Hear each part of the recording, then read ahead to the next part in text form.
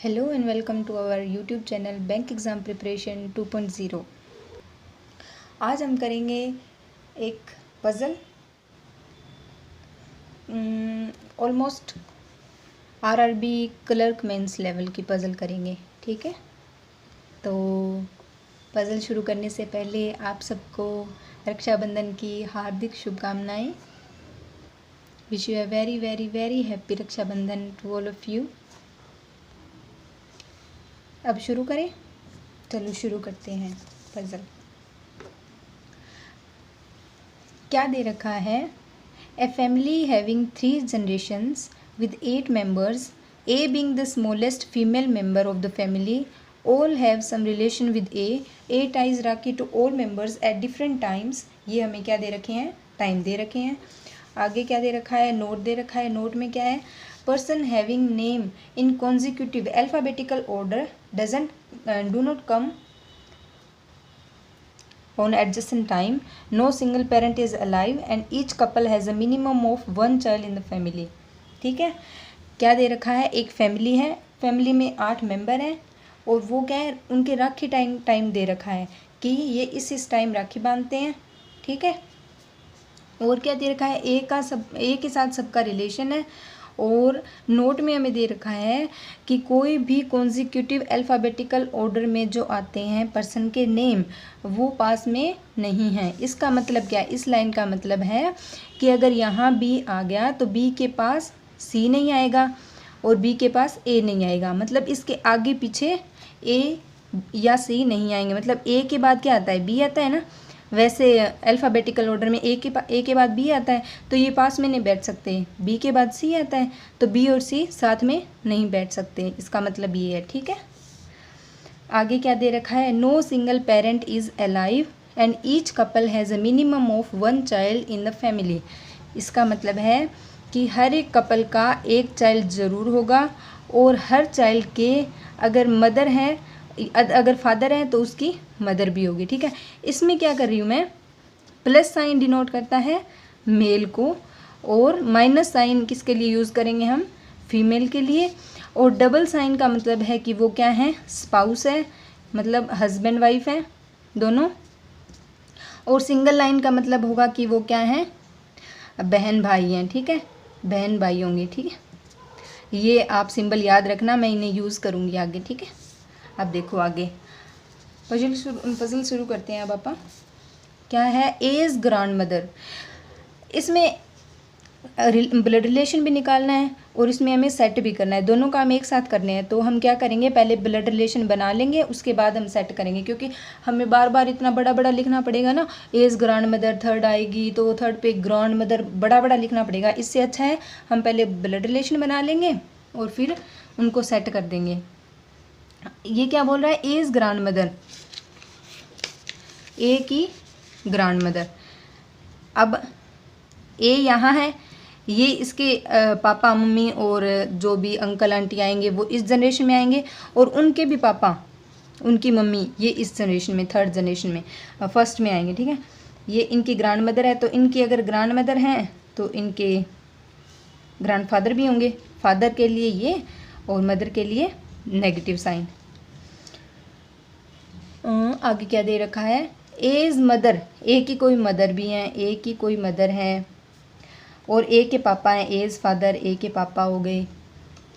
ये साइन किस लिए लगाया मैंने कि ये दोनों क्या हैं? हस्बैंड वाइफ हैं।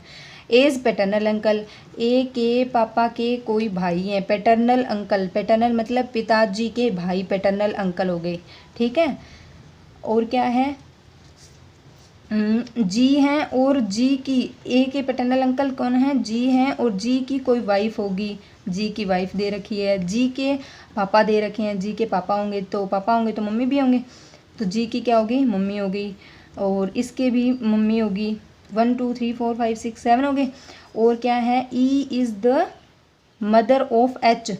ई कौन है? एच की मदर है और एच है वो सेकंड जनरेशन में है। एच मतलब सेकंड जनरेशन, ये फर्स्ट जनरेशन, ये सेकंड जनरेशन और ये क्या है? थर्ड जनरेशन है। तो क्या बोल रहा है कि E is the mother of H और एच कौन सी जनरेशन में है, सेकंड जनरेशन में। अब मुझे ये बताओ क्या एच यहाँ आ सकता है क्या? एच अगर यहाँ आ गया तो इसके भी तो मम्मी पापा बनाने पड़ेंगे ना। इसके मम्मी पापा बनाए अगर तो कितने हो जाएंगे मेंबर, 10 हो जाएंगे। ठीक है, तो इसके मम्मी पापा, तो एच यहाँ भी नहीं आएगा और यहाँ भी नहीं आएगा, एच सिर्फ यहाँ आ सकता है क्योंकि इसके मम्मी पापा तो ऑलरेडी हैं। तो इसकी मम्मी कन्फर्म हो गई, कौन है, ई है। ई क्या है, एच की मम्मी है।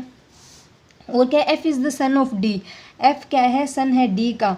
अब मुझे ये बताओ क्या एफ यहाँ आ सकता है क्या? नहीं आ सकता। यहाँ क्या आएगी, दोनों, ओ सॉरी दिखा नहीं ना, एफ यहाँ आ सकता है, एफ तो यहाँ है ऑलरेडी, एच और जी बैठे हैं। एफ यहाँ आ सकता है, नहीं आ सकता क्योंकि एफ एक क्या है, सन है, किसका, जी का, डी का।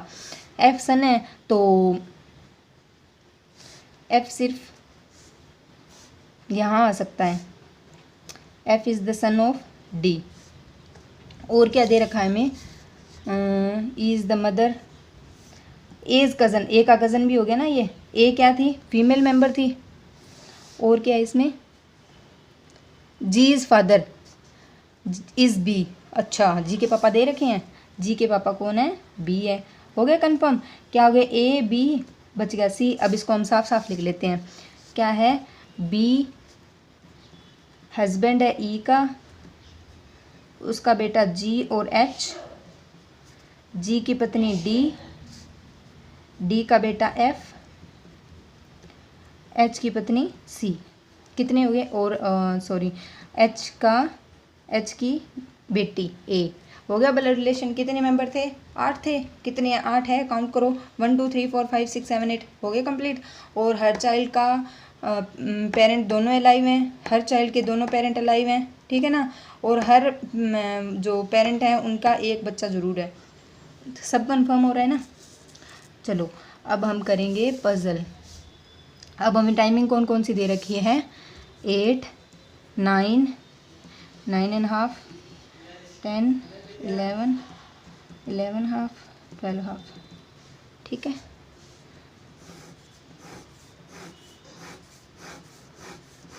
ये हो गई टाइमिंग। चलो अब हम सॉल्व करते हैं, इसको हम कर लेते हैं फोल्ड क्योंकि ये हमारा बीच में आ रहा है। चलो सॉल्व करते हैं। A is grandmother ties Rakhi 3rd in the morning. A की ग्रैंड मदर कौन है, देखो ये थी ना, ई थी, ई है वो 3rd नंबर पे है, 1st 2nd and 3rd, 1st 2nd and 3rd number पे कौन आएंगी, ई आएगी, ठीक है।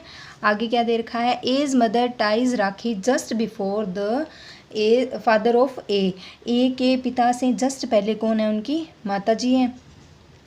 ए के पापा एच से जस्ट पहले कौन है, सी है, ये हम लिख लेते हैं यहाँ।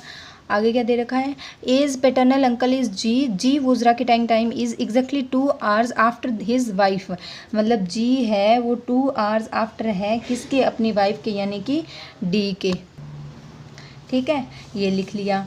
अब आगे क्या दे रखा है, J's father is B, H's cousin Rakhi time is, H's cousins Rakhi time is last, ठीक है। ए के कज़न कौन है, एफ है, एफ कंफर्म हो गया, एफ लास्ट में बांधेंगे, ठीक है। और क्या है, E is the mother of H who belongs to second generation, F is the son of D, बस इतना ही दे रखा है। चलो सोल्व करते हैं। अब हमें एक लाइन दे रखी है अच्छी सी, ये वाली, क्योंकि सी और एच तो अभी भी कहाँ भी आ सकते हैं ना, ये भी है, ये भी है, यहाँ भी आ सकते हैं, तो ये लाइन हम सोल्व करते हैं। पहले डी है वो 2 hours पहले है किससे, जी से। डी अगर 8 पे आया तो जी कहाँ आएगा, 10 पे। डी अगर 9 पे आया तो जी कहाँ आएगा, 11 पे। और कहीं आ सकते हैं, नहीं आ सकते। अब बताओ सी और एच की यहाँ कोई स्पेस बची है क्या, हम साथ में बैठाना चाहे तो यहाँ बची है, यहाँ भी एक है, यहाँ भी एक है, यहाँ भी एक है, तो मतलब ये पॉसिबिलिटी हो गई हमारी रॉन्ग। सी और एच बचा यहाँ, और क्या बच गया, बी यहाँ आ गया, ठीक है। और सेकंड वाली पॉसिबिलिटी है ना, आप यहाँ से भी इसको कैंसिल कर सकते थे। देखो यहाँ हमने पहले ई बनाया था ना, ई बनाया था, तो डी यहाँ आ सकता था क्या, नहीं आ सकता था। क्यों नहीं आ सकता था, क्योंकि डी और ई क्या है, कॉन्जिक्यूटिव अल्फ़ाबेट हैं, ठीक है। डी के बाद ई नहीं आ सकता, तो ये तो हमारी पहले ही कैंसिल हो गई थी, ठीक है। तो बची एक और ये हो गई एक। आई होप कि आपको पजल समझ आ गई होगी, ठीक है। तो आज की वीडियो यहीं समाप्त करते हैं, मिलते हैं अपनी अगली वीडियो में। Thank you.